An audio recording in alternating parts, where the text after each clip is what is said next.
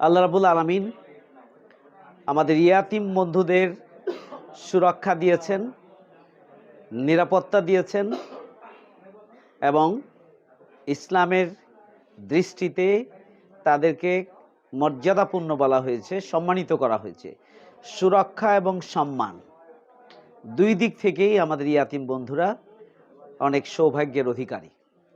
তাদের সবচেয়ে বড় কষ্টের বিষয় তাদের বাবা মা, হয়তো কারো বাবা নেই, কারো মা নেই, কারো দুইজনই নেই। অবহেলায় অনাদরে বড় হওয়াটা, বাবা মা না থাকলে যে ঘাটতি হয় সে ঘাটতি হয় স্বাভাবিক।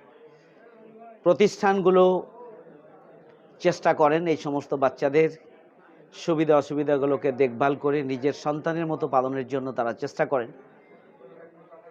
এরপরেও বাবা মার যে প্রয়োজন, বাবা মার যে অভাব, এটা দুনিয়ার কোনো সম্পদ দিয়ে সে অভাব পূরণ করা সম্ভব নয়। যার জন্যই তো ইসলাম এই ইয়াতিম বাচ্চাদেরকে সুরক্ষা দিয়েছে এবং তাদেরকে সম্মানিত করেছে। আল্লাহ রাসূল যেটি বলেছেন যে আমি অর্থাৎ আল্লাহ রাসূল এবং ইয়াতিম পরিপালন করেন যারা, তাদেরকে তারা বসবাস মানে জান্নাতে থাকবেন, এইভাবে বলা হয়েছে।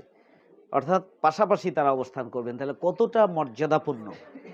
অন্য কোনো ইবাদত করে আল্লাহ রাসূলের পাশে জান্নাতে যাওয়ার কতটা সুযোগ আছে আমরা জানি না, কতটা সম্ভব আমরা জানি না। কিন্তু আমাদের ইয়াতিম বন্ধুদের প্রতিপালন যদি করা হয়, বড় করার জন্য ভূমিকা রাখা হয়, তাহলে তারা এই ধরনের মর্যাদায় অধিষ্ঠিত হতে পারে। ইসলাম একটি পূর্ণাঙ্গ জীবন বিধান। আমরা ইসলামকে প্রকৃত অর্থে মানুষের কল্যাণের জন্যই, ইসলামের যাবতীয় কার্যক্রমের যে লক্ষ্য, দুনিয়ায় মানুষের কল্যাণ, পরকালে মানুষের মুক্তি। এবং এই কল্যাণের দিক থেকে যারা কল্যাণের হকদার, অধিকারী, প্রান্তিক জনগোষ্ঠী, গরিব, অসহায়, বিপর্যস্ত, ক্ষতিগ্রস্ত, এই সমস্ত মানুষের পাশে দাঁড়ানো, তাদের সহযোগিতা করা, তাদের জন্য হাত বাড়িয়ে দেওয়া, তাদের পাশে থাকা, তাদেরকে সাহস দেওয়া, তাদেরকে এগিয়ে নেওয়া এবং সমাজে মর্যাদার সাথে যেন তারা বসবাস করতে পারে, এই জন্য তাদেরকে ব্যবস্থা করে দেওয়া, এটা ইসলামের একটি নির্দেশনা। এবং সেই নির্দেশনা থেকেই আমরা সব সময় ওয়েলফেয়ার কার্যক্রম, সোশ্যাল সামাজিক কার্যক্রম আমরা পরিচালনা করে থাকি। আমি যেহেতু সময় স্বল্প, আমি মনে করি যে আমাদের যে বন্ধুদের আয়োজনে, আমাদের যে বন্ধুদের নিয়ে আমরা আজকে আয়োজন করেছি, তারা শুধুমাত্র বড় হবে তাই নয়, তারা একজন পূর্ণাঙ্গ মানুষ হিসাবে গড়ে উঠবে, দেশ এবং জাতি গঠনের উপযুক্ত হিসাবে তারা নিজেদেরকে গড়ে তুলবে। তারা দুনিয়ায় সমাজ এবং রাষ্ট্র পরিচালনার মূল ধারায় ভূমিকা রাখবে এবং আখেরাতেও তারা আল্লাহর প্রিয় বান্দা হিসেবে তারা নিজেদেরকে গড়ে তুলবে। আমরা এই ধরনেরই শুধুমাত্র কোনোভাবে তাদেরকে পরিপালন করে ছেড়ে দিতে চাই না, তাদেরকে দুনিয়া এবং আখেরাতের উপযোগী করে আমরা গড়ে তুলতে চাই।